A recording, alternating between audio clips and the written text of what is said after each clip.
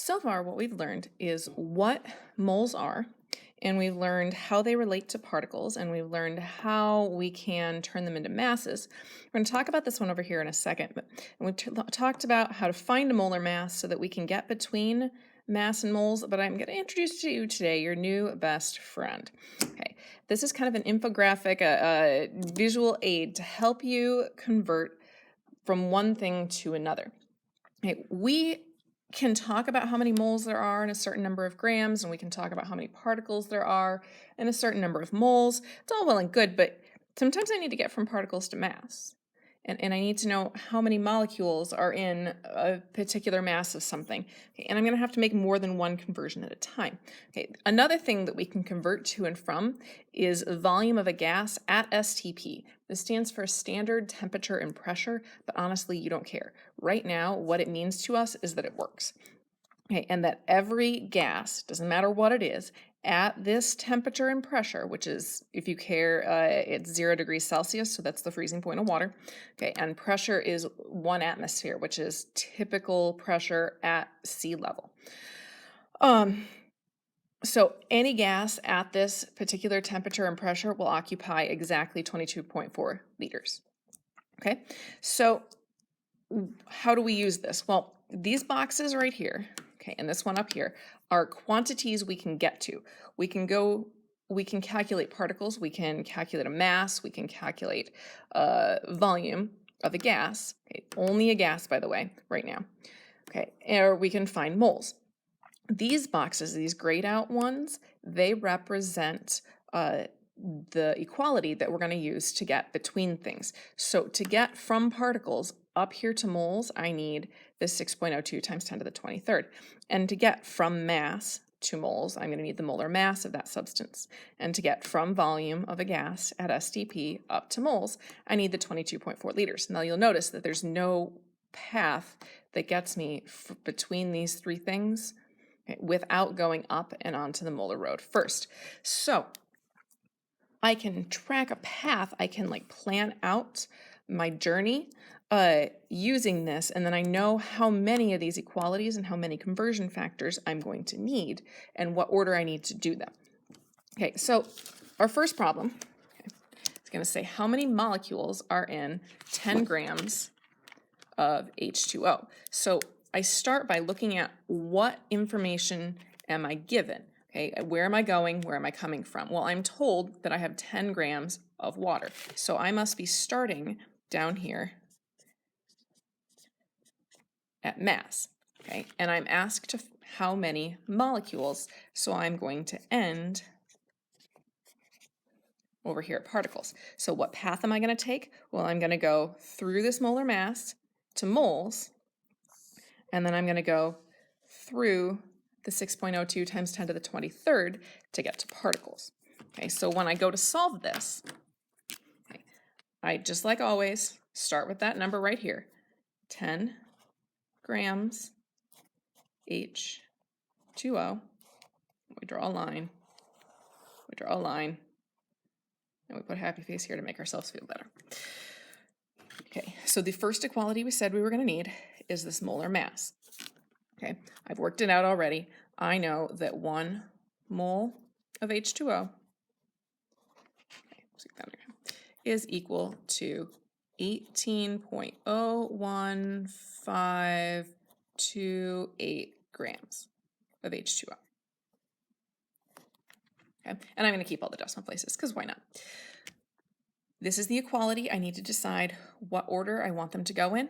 And again, whatever this is here drops down to the bottom because I need it to cancel. So whatever's here goes here. So I'm going to need this one with the grams on the bottom, 18.01528 grams H2O is equal to 1 mole H2O. Okay, now we're not there yet, right? I was asked how many molecules, and I don't have molecules, I have moles.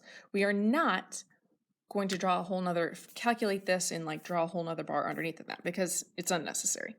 Okay, what we are going to do is just add another conversion factor. We're going to draw another bar to indicate that we're going to multiply by another fraction over here. Okay, so let's look and see what that is. Okay, we went through the molar mass and we have moles. Now to get to particles, we need the 6.02 times 10 to the 23rd. I know that 1 mole of water is equal to 6.02 times 10 to the 23rd. Okay, in this case, it's molecules. Okay, I decide what order I want this to go in. Okay, I have moles on the top here, so I'm going to want them on the bottom here. 1 mole of water will equal 6.02 times 10 to the 23rd molecules of water. Oh, right, my line got kind of short there.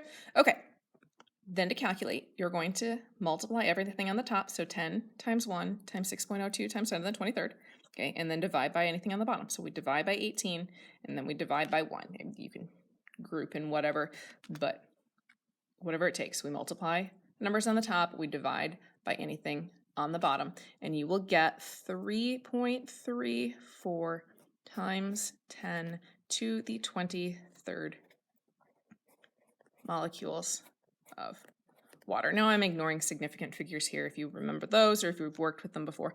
I'm just not fighting that battle.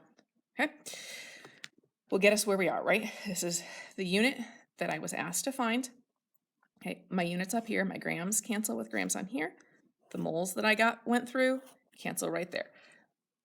The rule of the molar road is you cannot get anywhere without going through moles. Every conversion factor you will ever have will go through this moles. Okay, so let's try another one. Get rid of this. Okay. Our next question is, what is the mass of 50 liters N2 gas at STP?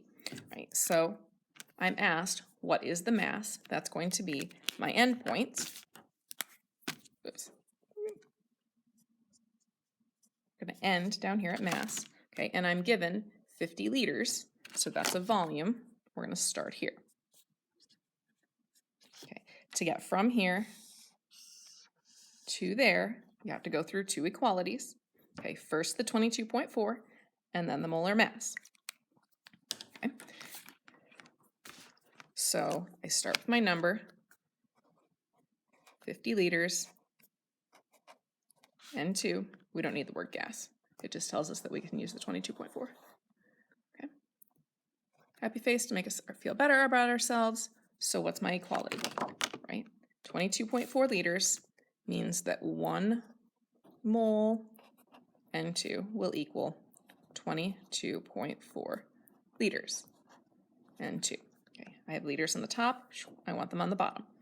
22.4 liters N2 is equal to 1 mole of nitrogen. Okay, so that got us up to moles. Now we need to make the conversion down to mass. We're going to need a molar mass. Again, I've done that already off to my side,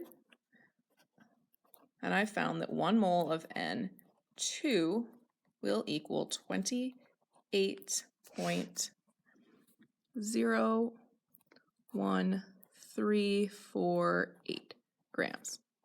N2, little squish there. Right, I have moles on the top, drop them down to the bottom, 1 mole, N2, put my molar mass on the top, 28.01348 grams, N2. Multiply the numbers on the top, divide by the one on the bottom, and you will get 62.53 grams, N2. Okay, and that's all there is to it.